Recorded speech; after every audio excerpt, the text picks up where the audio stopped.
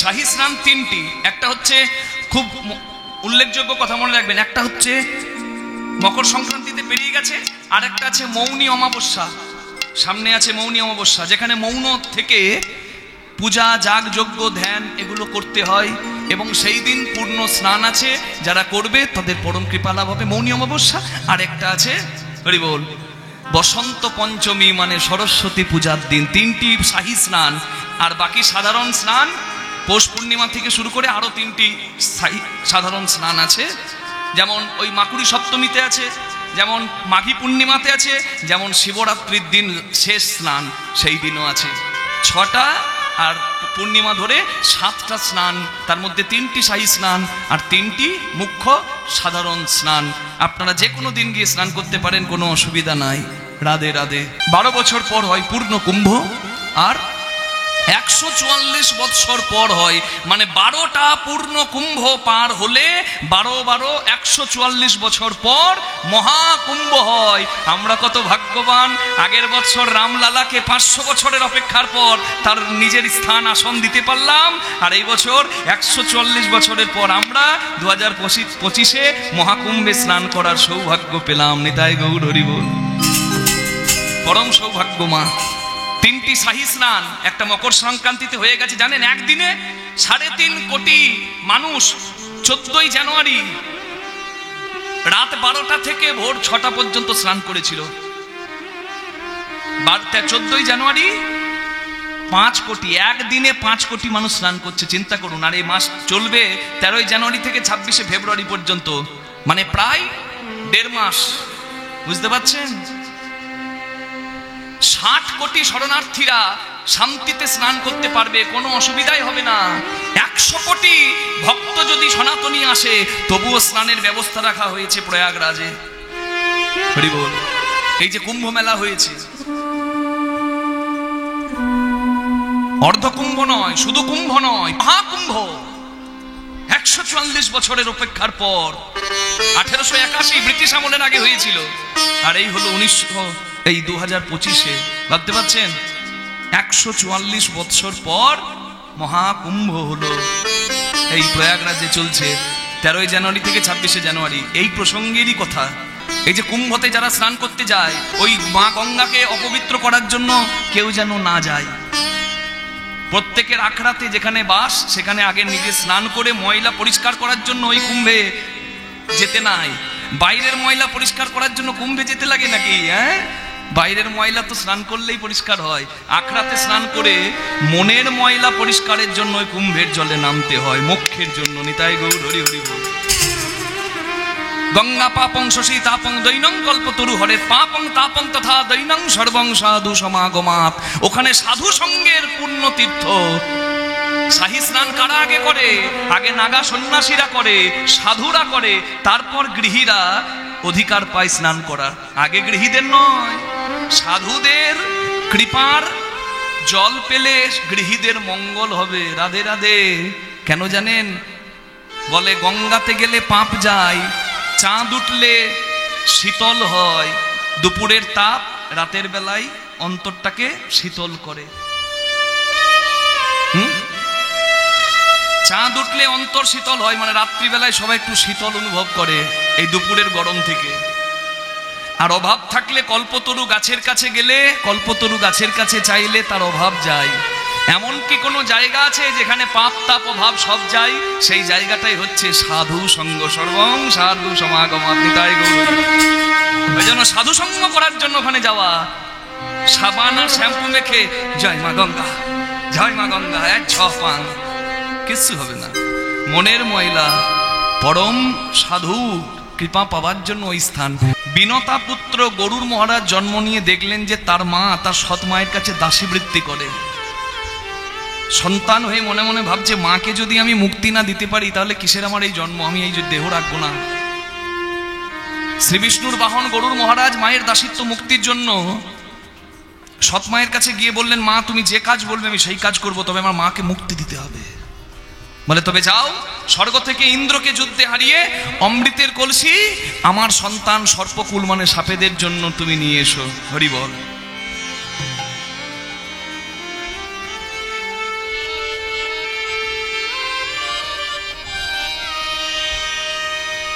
নিতাই গৌর প্রেমানন্দে হরি বল, হরি হরি হরি বল। মা কৃষ্ণপদে মতি হোক কোনো।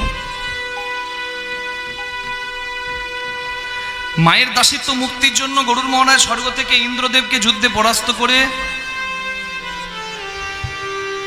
অমৃতের কলসি নিয়ে এলেন মর্তধামে।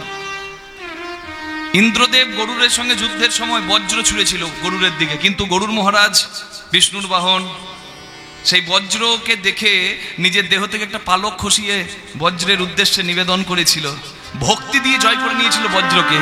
দধিচি মুনির হাত থেকে বজ্র তৈরি, বজ্র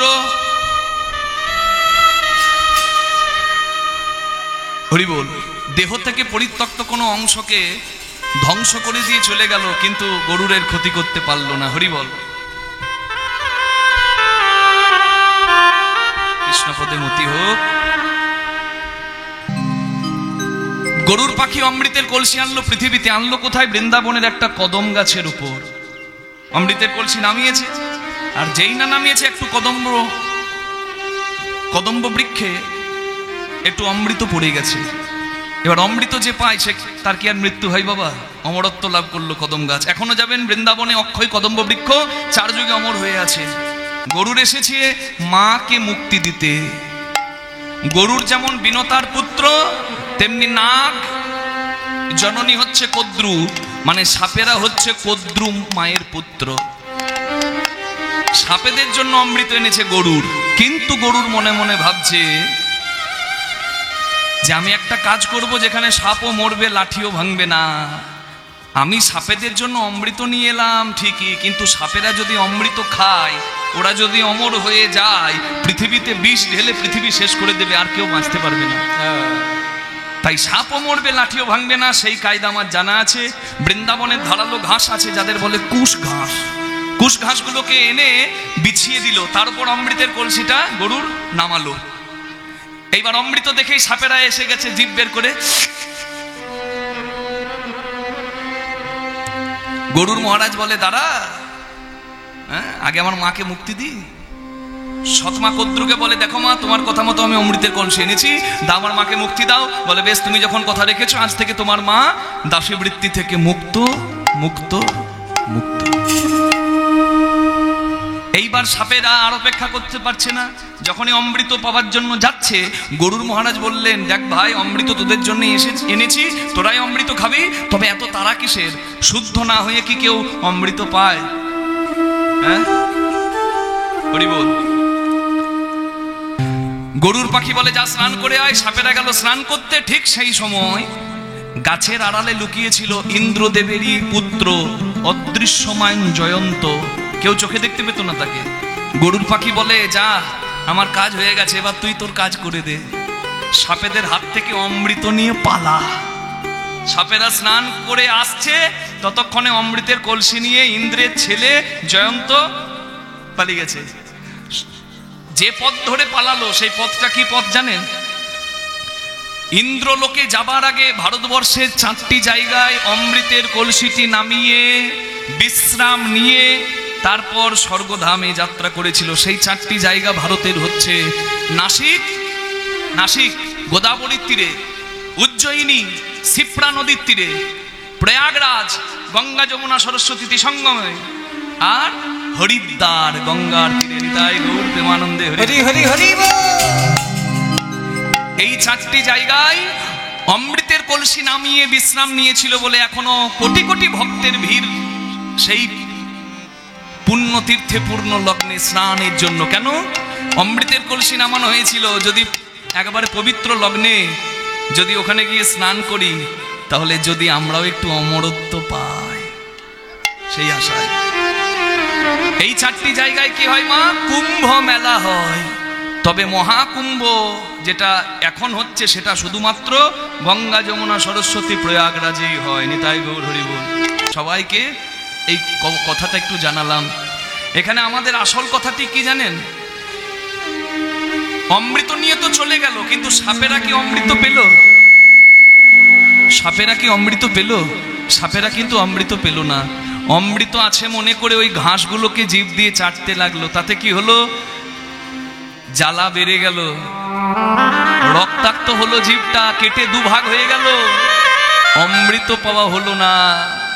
সাপেদের দেখে কোনোদিন হাসতে আমরা যেন যাব না। কেন? আমরাও এক একটা সাপ হয়েছি, সাপেদের মতো আমাদের অবস্থা। আমরাও চাটছি, অমৃত আছে মনে করে কি বিষয়, কিন্তু যত চেটে যাই ওখানে যে অমৃত নাই। বিষয় ছাড়া কি কেউ থাকতে পারবো? খাবার দুমুঠো অন্ন, ওটাও বিষয়। পড়ার একটা ডোরকপিন, ওটাও বিষয়। বিষয় ছেড়ে কেউ থাকতে পারবে না। যদি বিষয়কে পূর্ণ ত্যাগ না করতে পারো, তবে বিষয়ের মাঝে অমৃত খোঁজার চেষ্টা করো, তাহলে বিষয়ে থেকেও তোমার জীবনটা ধন্য হবে। অমৃত আছে কোথায়? হরিনামামৃতে, চৈতন্য চরিতামৃতে, সংকীর্তনামৃতে, ভাগবত অমৃতে। নিতাই গৌর প্রেমানন্দে হরি হরি হরি হরি। এই অমৃতের সন্ধানী যিনি দিয়েছেন তিনি হচ্ছেন আমার শ্রী গৌরাঙ্গ মহাপ্রভু। আজকে নদিয়া বিহারী শ্রী গৌরাঙ্গ মহাপ্রভু পূর্ব লীলার ভাবে বিভাবিত হয়ে নদিয়ার রাস্তায় দাঁড়িয়ে গেছে। রাস্তাতে যারা পার হচ্ছে পথযাত্রী, সবাইকে বলছে আগে তোমরা আমাকে কিছু দাও, তবে রাস্তা দিয়ে তোমরা পার হবে, নাহলে আজ যেতে দেব না। ওমা, আপনাদের হাই স্কুলের হেডমাস্টার মশাই যদি আপনাদের কাছে রাস্তায় দাঁড়িয়ে চাঁদা চায়, বলে শোনো এই রাস্তা দিয়ে যেতে গেলে আমাকে 10 টাকা করে দিয়ে যেতে হবে, জ্বলন লাগবে না? হ্যাঁ, কি মনে হবে বাবা? মাস্টার মশাইয়ের বোধহয় রাতে কিছু পেটে পড়েছে, এখনো নেশা কাটেনি, মনে হতে পারে মাথাটা বোধহয় মাস্টারের খারাপ হয়ে গেছে। হাত পেতে যারা টাকা চায় তাদেরকে কি আমরা খুব সম্মান করি? কি মা, আপনার ইচ্ছা নাই, আপনার কাছে জোর করে টাকা চাইছে, আপনি কি শ্রদ্ধা করবেন তাকে? হ্যাঁ, কিন্তু যদি কেউ হাত পাতে আর বলে আমাদের এখানে কালী পূজা হবে, মায়ের প্রসাদ পেতে আসবেন, আমাদের এখানে হরিনাম যজ্ঞ হবে, বাবা কিছু যদি দিয়ে যান, আপনি খুশি হয়ে দেবেন, আপনিও খুশি, আর আপনার ওই দানটা আসল জায়গায় লাগলো, পুণ্য ফল আপনার তোলা রইল। সৎ উদ্দেশ্যে যে যা দিয়ে রাখবেন। এ সংসারের মানুষ তো স্বার্থের গো, একদিন করবেন না দেখবেন কি ডোজ দিয়ে দেবে, তুমি আমার জন্য কি করেছো। কিন্তু ভালো কাজে তুলে রাখি, তাহলে অভাবে আমি ডাকলে গোবিন্দ দেবে না ফাঁকি। আচ্ছা, আমরা জানি হাত পেতে ভক্ষক টাকা চাই, কিন্তু আবার কলিকালে দেখা যায়, রাতের বেলায় বেশি দেখা যায় বাবা, রাস্তাঘাটে আমরা যাই তো গাড়ি ঘোড়া নিয়ে, কলিকালে আবার রক্ষক ভক্ষক হয়ে টাকা চাই হাত পেতে। আশ্চর্য ব্যাপার বাবা, রাধে রাধে। পণ্ডিত বোঝে ইশারাই, মানে ভক্ষক টাকা চাইবে, আবার রক্ষক ও ভক্ষক হয়ে টাকা চাইবে, এই আশ্চর্য ব্যাপার কলিকালে হয়। রাধে। তাহলে দেখুন, শ্রদ্ধার পাত্র যদি হাত পেতে টাকা চায়, তাহলে মানুষ অবাক হবে না? চোচ্ছাচর করবে, কিন্তু পদাধিকারী যদি করে তখন মানুষ অবাক হবে। নবদ্বীপের মাস্টার মশাই হচ্ছে শ্রী গৌরাঙ্গ মহাপ্রভু, শ্রেষ্ঠ পণ্ডিত। একজন সাধারণ মানুষ বলতেই পারে শোনো রাস্তা দিয়ে যাবে, আমাকে 10 টাকা দিয়ে যাও, কিন্তু নিমাই পণ্ডিত কেন বলবে? নদিয়াবাসী দাঁড়িয়ে গেছে, তাহলে নিশ্চয়ই কিছু ব্যাপার আছে, জানতে হবে, তত্ত্বটা জানতে হবে। আজকে শ্রী গৌরাঙ্গ মহাপ্রভু লাঠি হাতে দাঁড়িয়েছেন, নদিয়াবাসী দাঁড়িয়ে গেছে।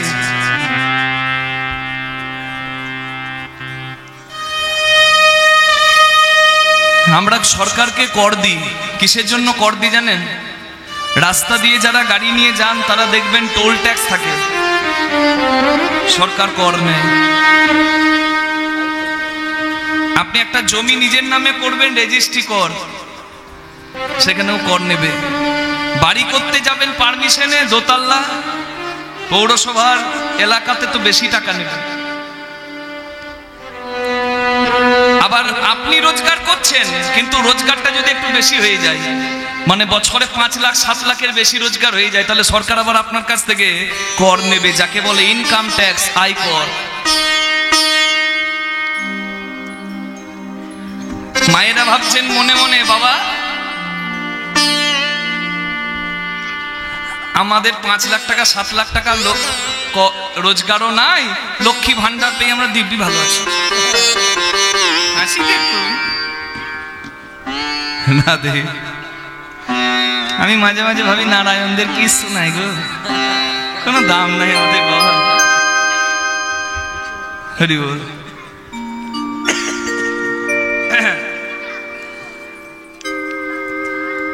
এই দেখুন লক্ষ্মী মায়ের আমার, যদি ভাবেন যে সরকার আপনাকে দেয় তার বিনিময়ে কিছু নেয় না, সাংঘাতিক ভুল করছেন। ফ্রিতে কেউ আপনাকে খেতে বিষও দেবে না, বিষ কিনতেও পয়সা লাগে। তাহলে সরকার নেয়, সে কেন্দ্র সরকার বলুন না রাজ্য সরকার বলুন, নানাভাবে নেয়। আপনারা ভাবছেন বাবা আমরা তো 5 লাখ টাকা রোজগার করি না, আর জমিও কিনি না, আর বাড়িও ভালো বানাই না, ভিটে বাড়িতেই আছি, এই খাচ্ছি, এই দিব্যি আছি। না, আপনার কাছ থেকেও নিচ্ছে সরকার। কিভাবে জানেন? একটা 5 টাকার বিস্কুট যদি আপনি কিনেন, ওই 5 টাকার ব্রিটানিয়ার বিস্কুটটা আপনি যে কিনছেন না, 4 টাকার বিস্কুট আপনি পাচ্ছেন, ওখান থেকে 1 টাকা সরকার কেটে নিচ্ছে, যার নাম জিএসটি কর, গুডস অ্যান্ড সার্ভিস ট্যাক্স। খেতে শুতে বেড়াতে ঘুরতে ঘর বানাতে যা করবেন সব জায়গায় কর। সরকার কর নেয়, কিন্তু বলুন এইবার আমার দিকে তাকান, এই 5 তাল্লা আমার দেহ মন্দিরটা যে বানিয়ে দিয়েছে তাকে কোনোদিন কর দিয়েছি? খিতি অব তেজ মরুদ বোম, এই পঞ্চভূতের এই 5 তাল্লা দালান, এখানে 8টা দরজা, হ্যাঁ 9টা জানলা, 9টা দরজা 8টা জানলা। তাহলে এই বাড়িটার কত মূল্য হয়? একটা 10 ফুট বাই 10 ফুট যদি ঘর বানান, 10 ফুট বাই 10 ফুট, বেশি নয় বাবা, এই মঞ্চটার মতো এইরকম ঘর যদি বানান, এই বাবু, এই খুকি একটু কাছে বসিয়ে নিন মায়েরা।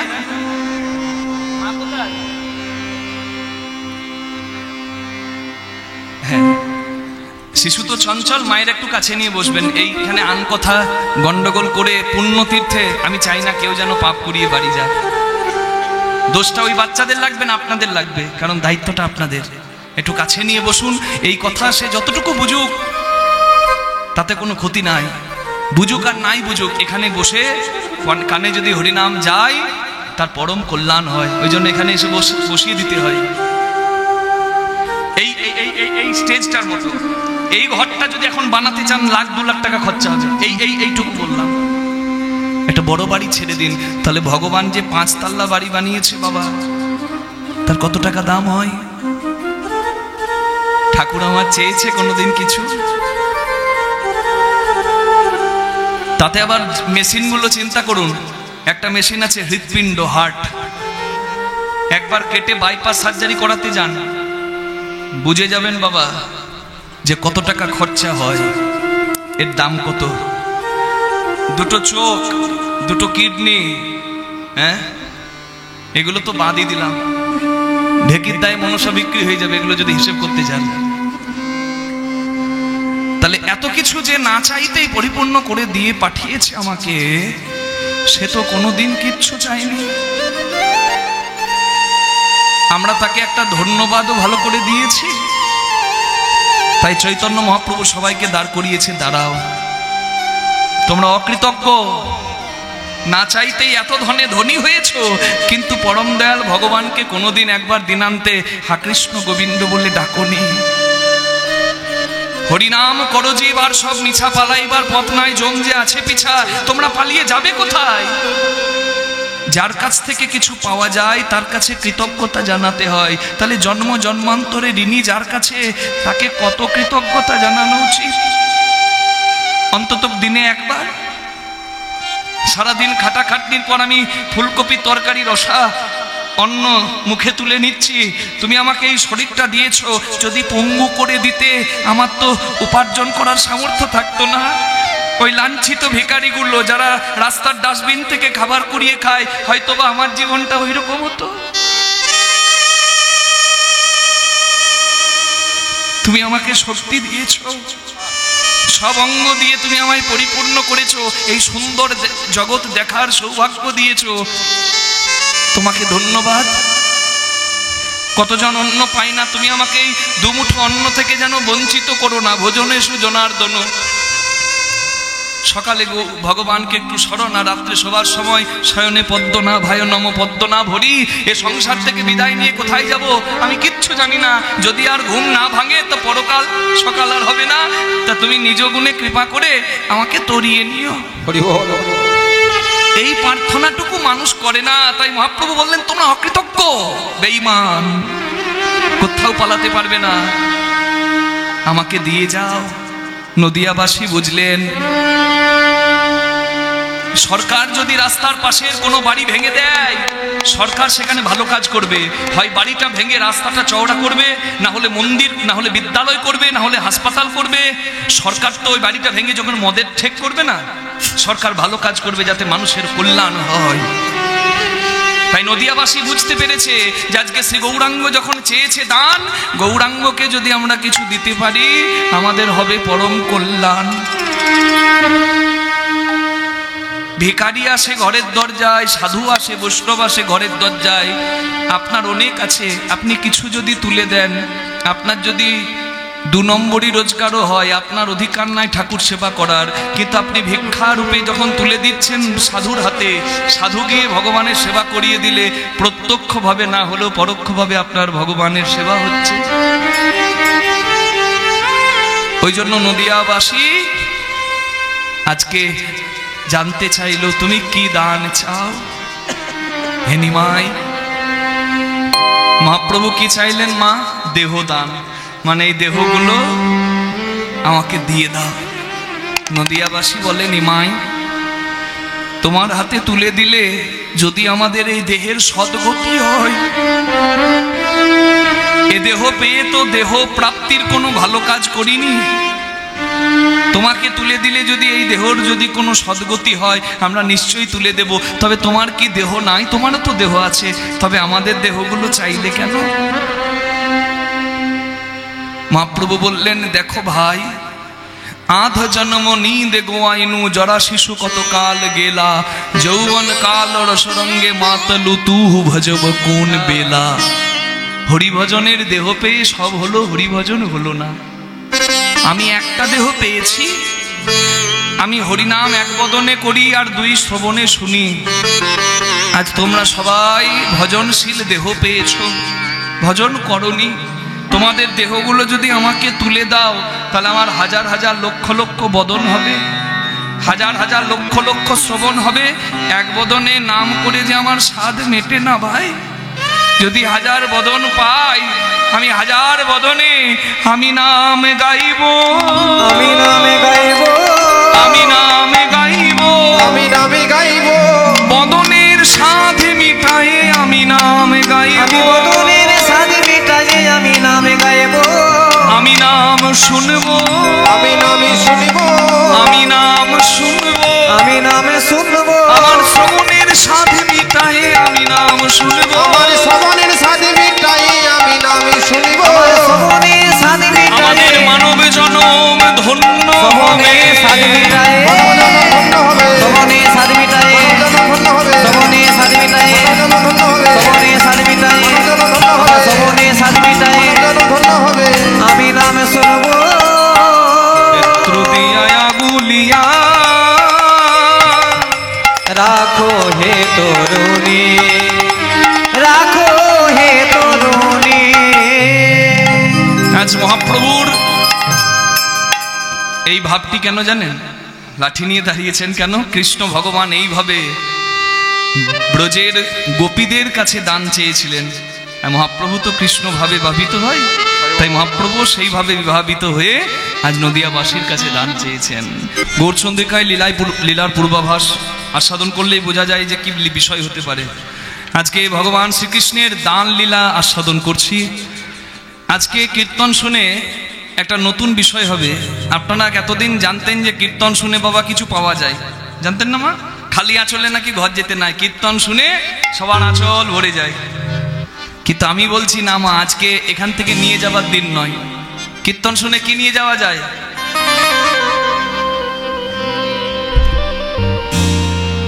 কীর্তন শুনে কি নিয়ে যাওয়া যায়? কীর্তন শুনে কি পাওয়া যায়? 2 চাকা 4 চাকা হয় না? রাতারাতি 1 তাল্লাটা 3 তাল্লা হয়ে যায় না? তা হয় না। তবে লক্ষ টাকা দিয়ে বাজারে কোনো দোকানদার যা জিনিস আপনাকে দিতে পারবে না, সেটা কীর্তনের আসরে পাওয়া যায় মা। হরি বল। সেটি হচ্ছে আধ্যাত্মিক চৈতন্য, ভগবানের প্রতি নিবেদন করার মতো শুদ্ধ ভক্তি। হরি বল। কীর্তন মানুষের চরিত্র গঠন করতে পারে, কীর্তন মানুষের পথ চলা সুন্দর করতে পারে, কীর্তন মানুষকে আধ্যাত্মিক তত্ত্ব জানাতে পারে, কীর্তন এমনকি মানুষের এই দেহ মন্দিরটা সুন্দর করার পথটাও বলে দিতে পারে। প্রবত্ত দেহের সাধন করিলে কোন সে মরণ হবে, কোন রকম যাজন করিলে কোন বৃন্দাবনে যাবে। বৃন্দাবন বলতে আমরা যা বুঝি তা হচ্ছে তীর্থ করার একটা জায়গা, কিন্তু বৃন্দাবন অর্থটাই হয়তো আমরা অনেকে বুঝতে পারছি না বাবা, যে ভগবান বৃন্দাবনের যত্ন নিতে বলছেন। কোন বৃন্দাবন? প্রবত্ত দেহের সাধন করিলে কোন সে মরণ হবে, কোন রকম যাজন করিলে কোন বৃন্দাবনে যাবে। নব বৃন্দাবনের নব নাম হয় সকানন্দ হয়। কোন বৃন্দাবনে ঈশ্বর মানুষ মিলিত হইয়া রয়? হ্যাঁ, ঈশ্বর মানুষ মিলে থাকে কোথায়? জীবাত্মা পরমাত্মার মিলন ঘটে কোন বৃন্দাবনে? সেই বৃন্দাবনে যত্ন নাও। হরি বল। রাখো কিছু, পাবে কিছু। নেশাতে মত্ত হয় মানুষ, রাতে নেশা করে সকালবেলায় কেটে যায়। ও নেশার লাভ কি? যে নেশা মানুষকে জন্ম জন্মান্তর পাগল করে রাখে, সেই নেশায় মত্ত হতে হয়। যে নেশা কাটবে না। হরি বল। রাধে রাধে।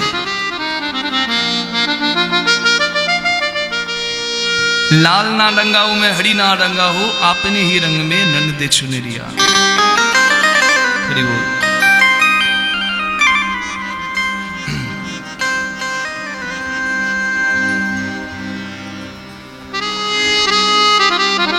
কোন বৃন্দাবনে বিরজা বিলাসে তরুলতা চারিভিতে, কোন বৃন্দাবনে কিশোর কিশোরী শিরূপ মঞ্জুরি সাথে, কোন বৃন্দাবনে রস উপজয় সুধার জন্ম হয়, কোন বৃন্দাবনে বিকশিত পদ্ম ভ্রমর বসেছে। তাই যদি সুধা থাকে তবে তো ভ্রমর আসবে। এখানে ভ্রমর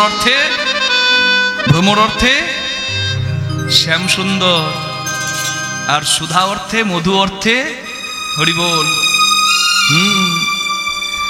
দেহপাত্রের মধু, যেটা পিতৃধন মাতৃধন হয়, সেটি যদি কেউ সঞ্চয় করে তার সেটি পদ্ম মধুতে পরিণত হয়নি। তাই গৌর প্রেমানন্দ। তার মানে যে সংযমী হবে, যে পদ্মে মধু রাখতে পারবে। রাসলীলায় যত ফুল ফুটেছিল, ভ্রমর যখন এসেছিল, ভ্রমরকে কি বলেছিল? তুমি নষ্ট করো না, তুমি তো আমার মধুপান করেছো গো। কিন্তু জগতে কেউ যদি কিছু গোবিন্দ চরণে সঁপে দেওয়ার মতো না রাখে, সংযমী হয়, তাহলে তার তো আর নিষ্কিঞ্চন ভজন হবে না। কামনাতীত হচ্ছে ভজন।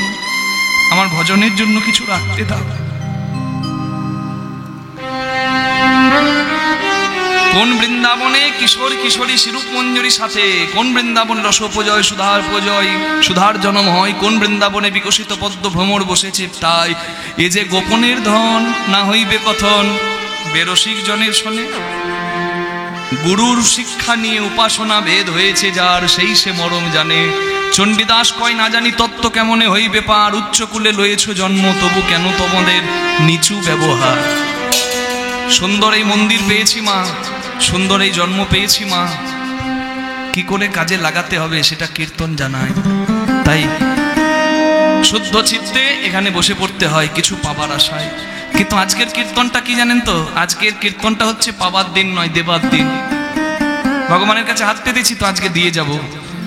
অনেক ঋণের ঋণী হয়ে আছি, মাথাতে ঋণের বোঝাটা আজকে তার চরণে নামিয়ে দিয়ে মুক্ত হয়ে যাব, যেন হাসি হাসি আনন্দে এখান থেকে বিদায় নিতে পারি।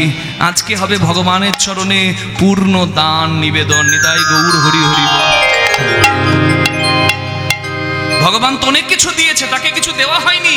আজকে ঋণের বোঝাই মাথা করে আমরা বইছি, সেই বোঝাটা নামিয়ে তাকে কিছু দান দেব। কি দেব সেটা আজকে লীলাতে জানবো। হরি বল। ভগবান গোপীদের কাছে দান চেয়েছিলেন, ব্রজবাসীদের কাছে দান চেয়েছিলেন, সেই লীলা বিষয়বস্তু দান কেলি কৌমুদি থেকে এই লীলার সূত্রপাত আমরা সাধন করছি। চলুন সবাই মিলে একটু রাধারানীর নামে জয় দিয়ে কৃষ্ণ চরণে মনটা রেখে কৃষ্ণ কথা শুনি। বলো রাধারানী কি জয়, শ্যাম সুন্দর কি জয়, বৃন্দাবন ধাম কি জয়, নিজ নিজ গুরু মহারাজ কি জয়। বৃন্দাবনম সখী ভুবো বিতনু তু কীর্তিম यद देवकी सुतपदाम्बुजलब्धलक्ष्मीं गोविन्द वेणुमनमत्त मयूर नृत्यं वृक्षादिशान्य वरदान्य सहस्रशत्रम्। নন্দনন্দন ভগবান শ্রীকৃষ্ণ যার চরণ পদ্ম পেয়ে বৃন্দাবন ধন্য হয়েছে, সেই বৃন্দাবনে যমুনার তীরে বংশী বটের তটে ভগবান কৃষ্ণ খেলছিলেন। আর খেলতে খেলতে হঠাৎ ভগবানের মন খারাপ হয়ে গেছে। পদাবলীটা একটু আস্বাদন করি। কীর্তনের মাধুর্য হলো কীর্তনের বড় গান।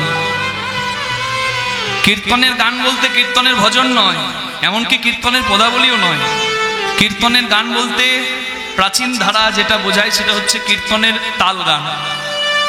তা দানলীলায় প্রচুর তাল আছে, তার মধ্যে আমরা যতগুলি গুরু কৃপায় একটু শেখার চেষ্টা করেছি, যতটুকু আমাদের জানা আমরা আপনাদের কাছে একটু আস্বাদন করবার চেষ্টা করব। বিচলিত হবেন না, আস্তে মা। এটা বীরভূমের মাটি, মনে রাখবেন, বীরভূমের মাটি। তাই তো, বীরভূম তো বর্ধমান নয় তো? এটা বীরভূমের মাটি, বীরের মাটি, পদাবলীর মাটি। শুধু পদাবলী নয়, লোকসঙ্গীত, মাটির গান, এই বীরভূম হচ্ছে শ্রেষ্ঠ। বাউল বলুন, কীর্তন বলুন, কবি বলুন, কি নাই, আরো অন্যান্য সঙ্গীত আছে যেগুলোর নাম আমি এখন করতে চাইছি না। সুবলের মুখটা দেখে কৃষ্ণের রাধারানীর মুখ মনে পড়ে যায়। কেন জানেন? রাধারানীর কাকার ছেলে হচ্ছে সুবল। রাধারানীর বাবা বিশ্বভানু আর সুবলের বাবা সুভানু। একই পরিবারের ভাই বোনদের মধ্যে দেখবেন মুখের মিল থাকে। তা সুবলের মুখটা দেখে রাধারানীর কথা মনে পড়ে যায় কৃষ্ণের। আর রাধারানীর কথা যদি মনে পড়ে যায় মা, আর খেলা হবে? ব্যাস, খেলা একবারে নিতাই নিতাই হয়ে গেছে। আর খেলাতে মন নাই, মুখ ভার করে দাঁড়িয়ে আছে। সুবল বলছে, ওখানাই কি হয়েছে ভাই, কথা বলছিস না? আজ খেলাতে কি মন নাই? বলে, না, তোকে বলতে পারবো না। সুবলের রাগ হয়েছে। হ্যাঁ, আমাকে না বলার কথা তোর তো কিছু নাই? আমি না তোর মরম সখা? আমাকে তো সব বলিস, আজ বলবি না? কৃষ্ণ বলছে, দেখ, তোকে না বলা কথা কিছু নাই, সবই আমি বলি। আপন ভজন কথা না হবে যথা তথা। হরি বল। মনে রাখবেন মা, যারা এখানে আছেন, ভজন ভোজন আর সম্পর্ক পর্দার ভেতরে সুন্দর লাগে। আপনাদের অসুবিধা হচ্ছে সূর্যটার জন্য নাকি? ও, চঞ্চল হলে হবে না, লীলা তো এই শুরু নাকি? এখনো দেবার তো অনেক কিছু বাকি গো। না দিয়ে কাউকে আমি যেতে দেব না। এতদিন পালিয়ে বেরিয়েছেন, আজকে আমি সবাইকে এখানে বলবো যে ঠাকুরের চরণে দাও, তবে ঘর যাও। আমি ছেড়ে দেবার ছেলে নই। রাধে। খুব হিংসুটে, খুব ঝগড়ুটে। হরি বল। রাধে। না, আপনাদের সঙ্গে ঝগড়া করব না, তবে কিছু কথা যদি অপ্রিয় সত্যি হয়, অপ্রিয় সত্যি দেখবেন শুনতে কষ্ট লাগে। লাগে না বাবা? সত্যি কথা শুনতে ভালো লাগে না, বেশ মন জোগানো মিথ্যা কথাগুলো খুব ভালো লাগে, যেগুলো বেশ চাটনি মাখানো। আমি মিথ্যা কথা বলতে নারাজ, আমি সত্য কথা বলবো। যদি সেগুলো শুনে গায়ে জ্বালা করে, জ্বালা করুক। ভালো লাগুক না লাগুক, রোজ খাও তিতা, তিতো খেলে, উচ্ছে খেলে, নিম খেলে, কুলেখাড়া, কালমেঘ খেলেই মঙ্গল। খেতে ভালো লাগুক না লাগুক, রোজ খাও তিতা, পড়তে ভালো লাগুক না লাগুক, রোজ পড়ো গীতা, ওতেই মঙ্গল আছে। আমি যে কথাটা এখন বলছি সে কথাটা একটু মূল্য দেবেন, গুরুত্ব দেবেন। ভজন ভোজন আর সম্পর্ক পর্দার ভেতরে বেশি সুন্দর দেখায়। মাস্টার মশাই, বাংলার মাস্টার, ছেলেদেরকে বলছে, শোনো বাবা, দেখে দেখে বলছে, বই দেখে, কপাল ভাসিয়া যায় চোখের জলে। ছেলে হাত তুলে বলছে, স্যার, চোখের জল তো নিচ দিকে গড়াবে, কপাল কি করে ভাসবে? স্যার বলছে, এই যা, তাহলে ভুল হয়ে গেল নাকি? বইটা খুলে দেখছে, যা, বইয়ে লেখা আছে কপাল ভাসিয়া যায় চোখের জলে, মানে গাল ভেসে যায় চোখের জলে। মাস্টার এখন কপালকে বলে ফেলেছে কপাল। এখন মাস্টার যদি ভুল করে তাহলে তো মুশকিল। মাস্টার তখন বলছে, হতচ্ছাড়া কোথাকার, বেশি ভুল, মাস্টারের ভুল ধরা। কপাল ভেসে যায় চোখের জলে। স্যার কি করে? বলছে, ঠ্যাং দুটো বাঁধা ছিল কদম ডালে, উল্টো দিকে ঝুলছিল।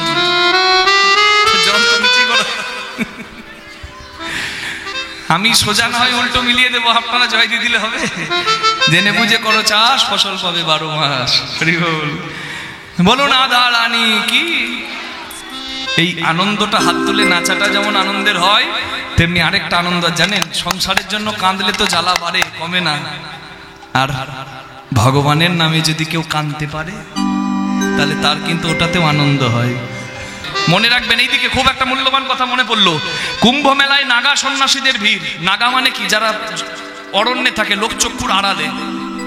আর নাগা হচ্ছে প্রকৃত সনাতনী সৈনিক। আজকে যদি সনাতন ধর্মে ধর্মরক্ষার প্রশ্ন আসে, জানেন আমাদের গৃহীদের আগে যারা এসে দাঁড়াবে তারা হচ্ছে ওই সেই নাগা সন্ন্যাসীরা।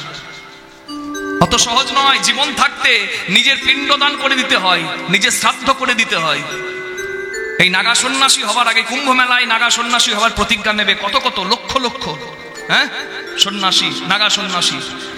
তাদের আগে তাদেরকে সংযমী হয়ে থাকতে হবে বাবা, সংযমী হয়ে অনেকদিন ব্রহ্মচর্য ধারণ করতে হবে, তারপর নাগা সন্ন্যাসী হবার ব্রতী হও তুমি। অত সহজ নয়। তাদের জীবনের ত্যাগ, তারা এমন করে ফেলে নিজের শরীরটাকে, বেঁচে থাকতে শরীরটাকে বিসর্জন দিয়ে দেয়, মানে অশরীরী ভাবে। একটা কাককে যেমন ড্রেস পরতে হয় না, জামা পরতে হয় না, কাকের ওইটাই স্বরূপ, ওইটাতেই আমরা দেখে অভ্যস্ত। নাগারাও ভাবে যে এই বাইরেরটা চাদর, এর বাইরে আবার চাদরের ওপর চাদর নেবার কি দরকার? এইটা হচ্ছে আসল স্বরূপ। আত্মাটা মুখ্য প্রাপ্তির তরে তারা থাকে। হরিবল। এইখানে যে যাবেন কুম্ভ মেলাতে তাদের দর্শন পাওয়া যায়, গঙ্গাসাগর মেলাতে অনেক সময় দর্শন পাওয়া যায়। দর্শন করতে হয় তাদের জীবনটা কি জীবন, তারা কি জীবন কাটাচ্ছে, আর আমরা কি স্বার্থ নিয়ে। আমাদের বিন্দুমাত্র ত্যাগ নাই, বিন্দুমাত্র বৈরাগ্য নাই। নিজের বাড়ি, নিজের গাড়ি, নিজের নারী, এর বাইরে জগৎ নাই। এর বাইরে বেরিয়ে মহাপ্রভুর যদি ভক্ত হও, বৈরাগ্য বিদ্যা নিজ ভক্তি যোগম। কি তীব্র বৈরাগ্য শ্রী চৈতন্য মহাপ্রভুর। পুরীধামে একটা মাত্র বহির্বাস পরে এই ঠান্ডা কনকনেতে, মেঝেতে কোনো চাদর নাই, শতরঞ্জিতে নাই, মেঝেতে গড়াগড়ি দিত, হা কৃষ্ণ বলে কান্ত। এমনি এমনি হয় নাকি? আমি হরি হরি বলবো আর এদিকে সব আমার ভজন নিম্নগামী হবে, কিচ্ছু হবে না। রাধুনি হইবি ব্যঞ্জন না দিবি, হাড়ি না ছুঁইবি তাই, পতঙ্গের জালে মাতঙ্গ বাঁধিবি, পিড়িতি পাইবি তাই। রাঁধুনি রান্না করতে জানে, পাকা রাঁধুনি হলে, কাঁচা রাঁধুনি হলে বারবার ঝোল তুলবে আর ফুরুত করে টেনে টেস্ট করবে। ও টেস্ট করতে জীবন গেল, যে মাপ জানে না সে যন্ত্রের সঠিক ব্যবহার করবে কি করে? মন্দির নষ্ট করে ফেলবে তো, সেবাই লাগবে না। তাই সাধে সাবধানে, কত সাধে বাড়াইছে পাগল, ধনির উথলিছে ভাব,